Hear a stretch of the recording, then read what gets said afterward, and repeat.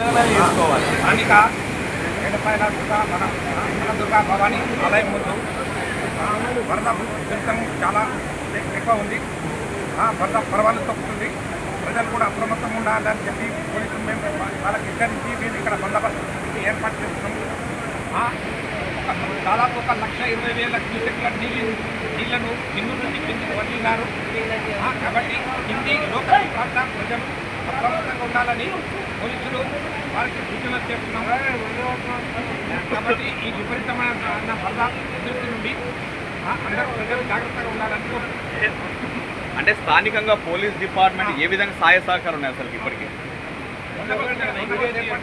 ప్రజలు కూడా అక్కడ వైపు వెళ్ళకుండా జాగ్రత్తగా ఉండాలని వాళ్ళకి అంటే వర్షాలు ఎన్ని రోజులు ఉన్నాయి? ఈ యొక్క సింగూరు డ్యామ్ 11 గేట్లు ఎత్తడం వల్ల ఇప్పుడు ఇంకా ఎన్ని రకాలుగా ఏమైనా అప్డేట్ ఉందా? ఇంకా అంటే నెక్స్ట్ గేట్ ఎత్తే అవకాశం అనేది ఉన్నట్టు కనబడుతుందా?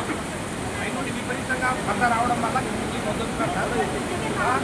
ఇంకా కొన్ని రోజుల దాకా కొనసాగుతుంది. వర్షాలు పడినంత వరకు ఇంకా దాదాపు 5-6 రోజులు పడ్డారు, వారం రోజులు పడ్డారు.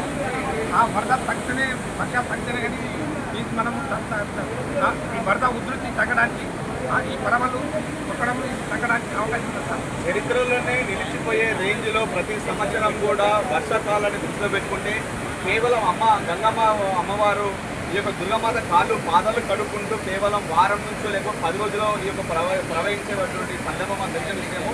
అయినా ఇప్పుడు మాత్రం 30 రోజులు కేవలం ఒక 2-3 రోజులు గర్వించేసి 30 రోజులు కంటిన్యూగా ఈ యొక్క జల ప్రవాహం నడుస్తుంది. ఈ విషయంలో మీరు డిపార్ట్మెంట్ ఏమంటారు?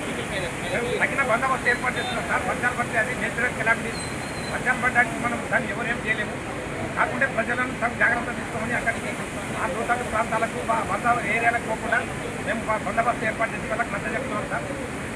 కాబట్టి అన్నమాట చూసుకున్నట్లయితే ప్రస్తుతానికి అందరూ కూడా పోలీస్ డిపార్ట్మెంట్ తెలిపే సమాచారం ఏంటంటే స్థానికంగా ఉన్నటువంటి లోతట్టు ప్రాంత ప్రజలందరూ కూడా అప్రమత్తంగా ఉండాలని చెప్పేసి, దానితో పాటు ఎక్కడ కూడా అవాంఛనీయ సంఘటనలు ఎదుర్కోకుండా ఉన్నటువంటి మెదక్ టీం మొత్తం పోలీస్ డిపార్ట్మెంట్ కానీ రెవెన్యూ డిపార్ట్మెంట్ అందరూ కూడా పనిచేస్తున్నామని చెప్పేసి, అదేవిధంగా అవసరమైతే తప్ప ప్రజలు బయటకు రావద్దు అని చెప్పేసి ప్రజలందరి కోసం పోలీసు వాళ్ళని సహకరిస్తూ పోలీస్కి ప్రజలందరూ సహకరించాలని చెప్పేసి ఈ యొక్క భారీ గేట్లు ఏర్పాటు చేసినప్పటికీ సింగూరులో 11 నుంచి 12 గేట్లు ఎత్తినప్పటికీ మరొక 3 నుంచి 4 గేట్లు అంటే రానున్న 2 రోజులలో మరొక అల్పపీడనం ఉందని చెప్పేసి మనకు వాతావరణ శాఖ తెలిపినప్పటికీ మరొక్కసారి కూడా ఉధృతమైనటువంటి వాతావరణం ఏర్పడుతున్నటువంటి సందర్భంలో మనం తెలుసుకున్నటువంటి సందర్భం ఏర్పడుతుంది.